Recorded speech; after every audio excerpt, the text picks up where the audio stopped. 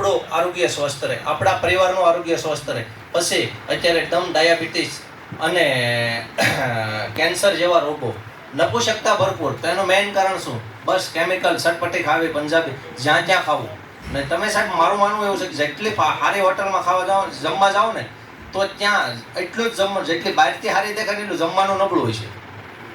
તો દરેક પરિવારને, દરેક ખેડૂતને, દરેક ભાઈને મારું એવું કહેવું છે કે તમારી પાસે 5 વીઘા જમીન હોય ને તો એક જ વીઘામાં ચાલુ કરો, પણ પોતાનો પરિવાર સારું ખાવું. આવનારી પેઢી જો તમારે બસાવવી છે, આવનારી પેઢીને સારી જમીન હશે તો પ્રાકૃતિક ખેતી કરવી પડશે. અને પ્રાકૃતિક ખેતીની અંદર એવું પૈસા તો સાહેબ છે ને, પ્રાકૃતિક કરશો ને એટલે ઢહડાઈને આવશે. પૈસાની પાછળ દોડવાની જરૂર નથી, પૈસા તો એમાં આપોઆપ મળવાના છે, પણ તમે ક્વોલિટી બનાવો તો.